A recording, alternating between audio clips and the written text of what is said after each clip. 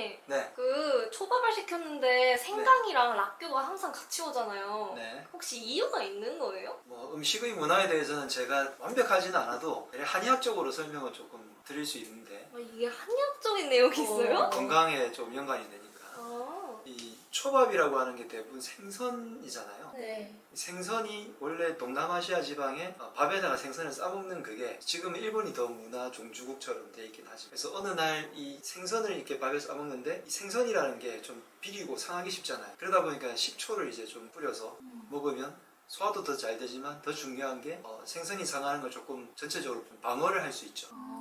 그런 상황에서 생강까지 곁들이게 되면 특히 생강이 대부분 초생강이잖아. 네네네. 생강까지 곁들이게 되면 훨씬 더 소화흡수도 좋아지고 자칫 상하기 쉬운 어떤 이런 상황에 속을 보호할 수 있는 역할도 같이 하게 되죠. 낙교 같은 경우에는 제가 좀 알아보니까 일본에서 좀 가정식으로 이렇게 처음에 초밥 같은 게 나오기 전에 곁들임이라고 하죠. 네. 밥 먹기 전에 그런 식으로 나오는 문화가 좀 정착된 것 같아요. 그래서 꼭 그 초밥뿐만이 아니라도 락교는 약간의 좀 곁들임 문화로 있는 게 아닌가 생각이 들고 우리나라에서 일식당이 들어왔을 때 좀 이게 뭐랄까 어울리는 조합이지 않을까 생각이 듭니다.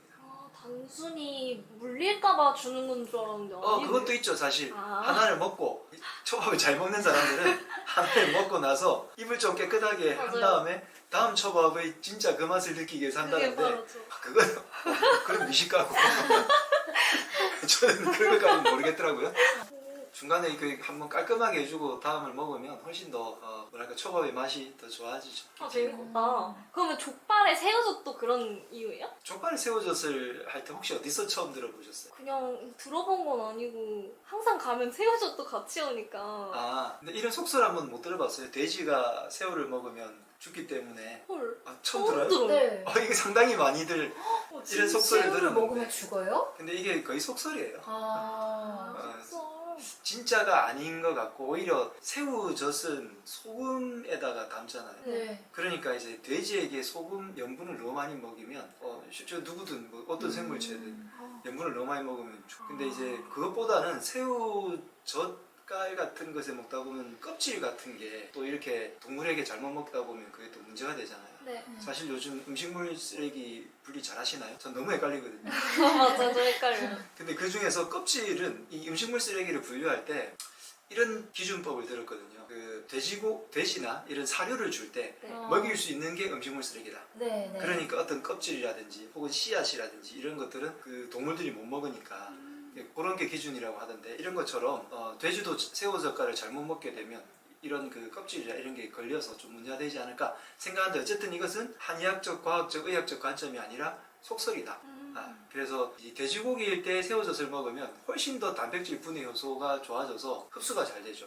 그리고 당연히 맛도 있고 제일 중요한 것은 발효를 만들어서 우리가 돼지라든지 이런 좀 옛날에는 특히나 고기를 먹게 되면 급하게 먹잖아요. 네. 그러다 보니까 체하기 쉬운데 이때 새우젓갈 같은 걸 먹으면 발효가 더 잘 되기 때문에 훨씬 더 소화가 편해지니까 같이 먹는 것 같습니다.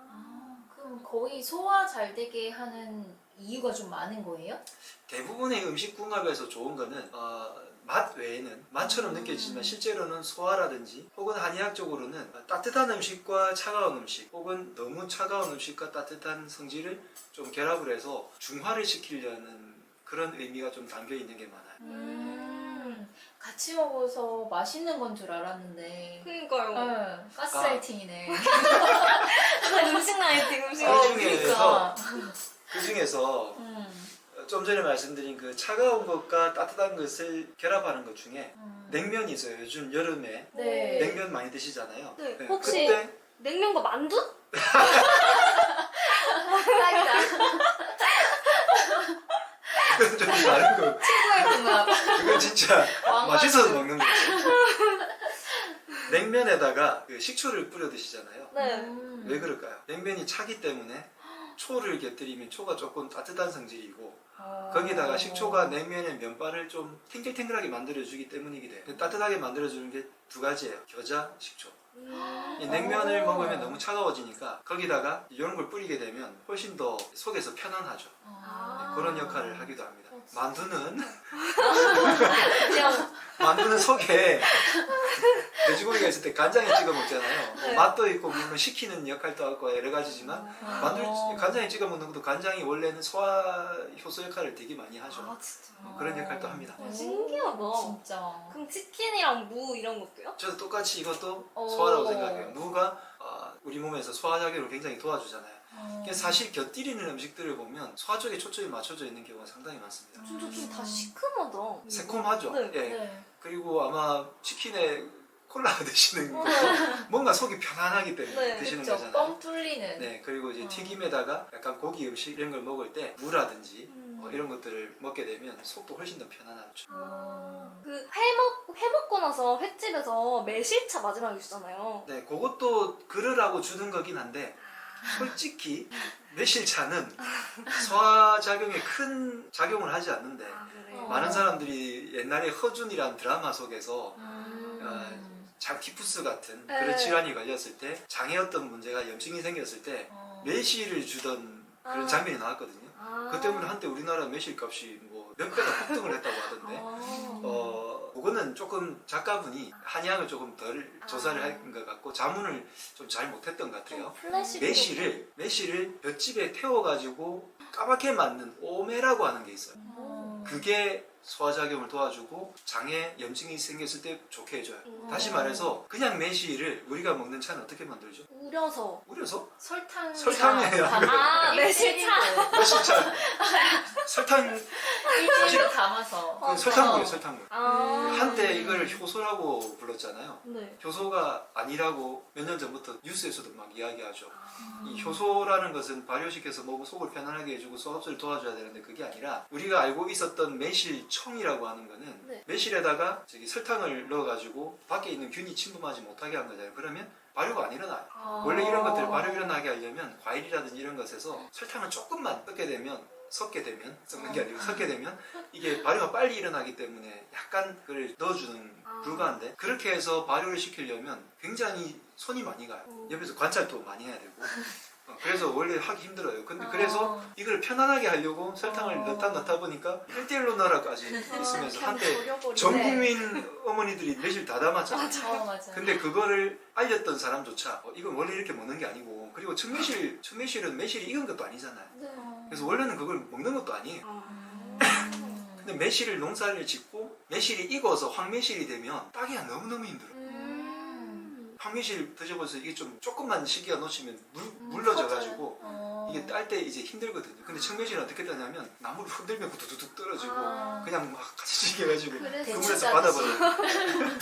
그래서 수확하기도 편하고 그러다 보니까 이제 이 청매실을 그러면 따는 게 훨씬 더 좋은데 청매실을 먹이려고 하니까 못 먹는 거잖아요. 네. 심지어 청매실 안에는 독성도 많다고 돼 있거든요. 네. 그러다 보니까 어떻게 먹어요? 설탕물에다가 그냥 이제 즙을 빨아내면 먹을 수 있게 그렇게 해서 와전돼가지고 그게 효소처럼 담는 게 막 방송에 나오고 하다 보니까 많은 분들이 매실 효소 하는데 어느 순간 허준 드라마가 생기면서 마치 장에 문제가 생기면 이걸 먹으면 낫는 것처럼 이제 완전 플라시보에 사람들이 속았다고 해야 될까요? 그렇게 돼서 배 아프면 매실 먹는 사람들이 생기는데 그건 나 좀 뭐 문제가 있는 게 아닌가 생각이 들고 사실 원래는 오메라고 하는 매실을 발효시킨 거다. 발효시키고 또 그 발효시킨 것 중에 아마 일본 음식 중에서 오메부신 맞아요. 오메부시. 이름 비슷한 게 있죠. 네네네네. 제가 갑자기 생각이 잘 안 나는데 제가 엄청 좋아하는 건데 네. 걔가 발효시킨 거죠. 근데 그거나 아니면 오메로 만들어서 그 오메라고 하는 까마귀 오자를 써서 까맣게 만든 매실이라는 뜻이에요. 그렇게 만들어야 약효가 납니다. 그래서 한의학에서 저희들이 약을 쓸 때는 오메를 써요. 그래서 그걸 써야 되는데 일반인들이 그걸 요즘은 또 오메를 구하기도 힘들어요. 그래서 아마 허영만 선생님의 식객이라는 네. 만화를 보면 네. 거기에 그 제호탕이라는 여름철에 먹는 마시는 아주 갈증을 해소하는 음료수가 있는데 그걸 만들 때 오메가 꼭 필요한데 요즘은 오메를 만드는 사람들이 없어져서 전통이 사라져서 이걸 못 만든다라는 그런 장면까지 있어요. 맨날 배 아파. 매실차. 근데 그렇게 해서 효과가 나는 이유는 네. 원래 배 아플 때 설탕을 조금 먹으면 배 아픈 게 쏙 사라져요. 근데 문제는 많이 먹으면 오히려 역효과라고 해야 되나 이 장이 제대로 작용을 못하죠. 그래서 조금 먹으면 좋아요. 어릴 때 배앓이 할 때 사탕 먹고 막 이러잖아요. 네. 설탕이 효과긴 하죠. 그래서 탄수화물이 속을 좀 진정시키고 단맛이 위장을 편안하게 만들긴 한데 단맛이 지나치면 오히려 위장 운동이 안 되고 사람이 더 그득해지고 이러기 때문에 많이 먹는 것은 안 좋습니다. 그래서 식사를 하고 나서 매실 효능이 아니라 그냥 맛있는 설탕물로 속을 조금 편안하게 하네 하고 요 정도 종지 조금 나오잖아요. 네. 그 정도 딱 마시는 것은 뭐 크게 나쁘진 않습니다. 약간 디저트구나. 그쵸? 후식이네, 후식. 후식. 맞아요. 그럼 삼겹살에 먹을 때 이것저것 그래. 싸먹잖아요. 네. 거기서 효과가 있는 게 또 있어요? 저는 그 중에서 마늘을 꼭 말씀드리는 마늘, 또 양파, 파절이. 파, 파절이 뭐 이런 것들. 네. 그것들은 다 속에 보면 황이라는 게 들어있어요. 황. 황하면 유황온천 가보셨어요? 가보진 않았는데 많이 들어봤어요. 아. 유황오리 이런 거. 그때 느껴지는 특징이 하나 있는데 좀 냄새? 가스. 유황 냄새가 어떤 거냐면 맡을 때는 그냥 좀 구수한데 몸에 들어갔다 넣으면 지독해지거든요. 그래서. 그걸 모르시는구나. 그래서. 마늘을 열심히 드시고 가스를 한번 배출해 보세요. 이 황이라는 성분이 단백질을 분해도 하지만 흡수될 때 굉장히 좋아요. 그래서 이 이집트에 어떤 말이 있냐면 노예들을 옛날에 해가지고 피라미드를 쌓았다 하잖아요. 그때 줬던 게 마늘, 양파 이런 걸. 그게 오히려 음식을 먹고 단백질이 우리 몸에 힘을 나는 게 아니라 단백질이 흡수를 돼야 되잖아요. 네. 그 흡수를 되게 만드는 게 황이라는 거예요. 그렇기 때문에 얘네들을 먹어주는 게 오히려 힘이 더 나는 거다. 즉 돼지고기라든지 이런 걸 먹을 때 여기 마늘 하나 올리고 양파 이렇게 찍어 먹고 이러는 게 돼지고기를 맛있게 먹는 거기도 하지만 훨씬 더 흡수 잘 되게 돼서 힘을 나게 만드는 원천이 사실은 이런 것일 수 있다. 근데 흡수가 잘 되면 살찌는 거 아니에요? 맞아요. 그래요? 그럼 먹으면 근데 안 돼. 살이 찐다기보다는 네. 원래는 어떤 의미냐면 네. 흡수를 잘 되게 해서 조금만 먹어도 힘이 더 잘 나게 하는 거죠. 그게 흡수가 잘 가성비. 된다는 의미인데 요즘은 너무 많이 먹죠. 아. 많이 먹는 게 다 없어져버리니까 기운이 나다가 더 날 필요가 없으면 나머지는 축적이 되니까 살이 찔 수도 있습니다. 그러면 계속 이렇게 뭔가 같이 먹으면 좋잖아요. 네네. 예, 좋은 거 말고 안 좋은 것도 있어요? 제가 아는 걸로는 네. 그 오이랑 꿀? 이거 같이 먹지 말라고 하던데. 네. 그런 거- 이거는 조금 민간에서 잘못 내려오는 속설이 어떤 분들에게 이제 흘러 가서 옛날에 그런 거 있잖아요. 잘못된 걸 할 때 손톱 깎을 때 그 밤에 깎지 말라고. 맞아. 이유가 뭐예요? 쥐가 먹어서. 쥐가 먹어서 내가 같은 모습으로 나오는 동화 있잖아요. 어. 그건 뭐냐면 옛날에는 어두우니까 어. 이때 손톱 발톱 깎다 보면 살을 깎을 수 있잖아요. 그리고 옛날엔 손톱 깎기 요즘처럼 안전하지도 않았고 이렇게 가위로 깎았답니다. 그런 과정에서 어두운 데서 깎으면 살을 뺄 수 있잖아요. 그러지 말라고 동화로 이런 아주 무서운 이야기를 들려줘서 야 이제 하지 말라는 걸 우회적으로 얘기한 거죠. 근데 이런 것처럼 오이가 귀한 음식이에요. 좀 흔한 음식. 흔하죠. 네. 근데 꿀은 귀한. 귀하단 말이에요. 얘를 두 개를 굳이 같이 먹을 이유가 없는 걸 같이 먹는다고 해서 생긴 속설 같아요. 그 은행도 귀해가지고 하루 7알 먹지 말라고. 맞아요. 진짜요? 은행을 7알 이상 먹으면 못됐네. 와, 대박. 은행을 7알 이상 먹지 마라고 하는 게 뭐 그런 말 있잖아요. 은행이 속에 독성이 있어서 네, 맞아요. 7알에 맞아요. 10알 이상 먹으면 문제가 오히려 생긴다. 해롭다. 실제로 근데 은행이 독성이 있긴 해요. 어. 근데 그거는 생으로 먹었을 때고 아, 생으로 먹은 거를 한 푸대 정도 이 정도 하루 이 정도를 먹으면 독성이 조금 느껴질 거래요. 뭐 알로 따지면 한 100알 넣겠지 어쨌든.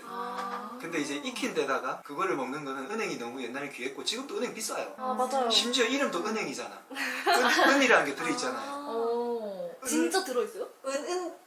은행의 은자가 금운동할 때 은자예요. 아, 진짜요? 네, 그 은행자가 살구나무 행자일 거예요. 그러니까 그만큼 귀한 열매란 뜻인데 더 귀했으면 금행 될 뻔했다. 그니까, 그런 뻔했네. 와, 신기하다. 실제 옛날에는 은이 상당히 귀하긴 했어요. 우리나라의 역사를 보면 은전 막. 은을 우리나라가 그 재련을 해서 만든 그 은으로 재련 기술이 있었거든요. 은을 뽑아내는 그 기술이 일본으로 건너가서 일본이 그렇게 부강해졌어요. 근데 우리나라는 은을 재련하는 기술을 중간에 한번 그 금지했거든요. 그 바람에 일본이 강성해져서 갑자기 일본에서 뭐 이제 부강해지고 뭐 우리나라가 왜 나중에 합병돼 버렸잖아요. 그런 걸 만들게 된 원천 나중에 역사 중에 하나가 그거다라는 정도로 은이 굉장히 귀한 거였어요. 그래서 은행에 은이 들어가면 뭐 그런 의미가 아닐까 싶을 정도로 귀하기 때문에 많이 먹지 마라. 그래서 10알 이상 먹으면 어른들이 뗐지. 자기는 먹었죠. 그런 이유가 있구나. 신기하다. 그러면은 달걀이랑 마늘 먹으면은 배 아프다 뭐 이런 말은요? 그것도 아까 이제 달걀 속에도 달걀 먹으면 가스가 좀 독해지잖아요. 아. 황이 많고 어. 마늘도 황이 많고 하다가 겹쳐서 그런 것 같은데 솔직히 그 두 가지는 뭐 여러 가지로 과학적으로 어. 살펴본 결과 뭐 같이 먹는다고 해서 문제가 생기는 건 아니고 방구 냄새 심해가지고 그니까. 먹지 말라고. 너무 방구 심해. 냄새 때문에 가져가는 것 같습니다. 아, 실제로 그렇게 드셔보세요. 그러면 사람들 같이 있을 때 조심해야 돼요. 안 그러면 쫓겨나요. 그래서 이렇게 음식을 먹다 보면 어울리는 것들도 있고 또 조금 이제 부담스러운 것도 있고 먹으면 안 되는 것들도 있고 아니면 먹으면 안 되는 것 중에 대부분은 소화흡수가 안 돼가지고 배탈을 나게 하거나 하는 것들이고 아까 말한 것처럼 뭔가가 지키라고 하는데 사람들이 조금 와전돼가지고 이게 좀 잘못 전해져서 이렇게 먹지 마라 먹으라 하는 것들도 있고 하니까 좀 잘 살펴보면 훨씬 더 음식 먹을 때 더 맛있게 드실 수 있을 것 같아요. 진짜 재밌네요. 맞아요. 이제 먹으면서 좀 보고 먹어야겠다. 네, 그러니까. 다음에는 네. 먹으면서 한번 이야기를 나눠봅시다. 네, 네, 좋아요. 좋아요. 감사합니다.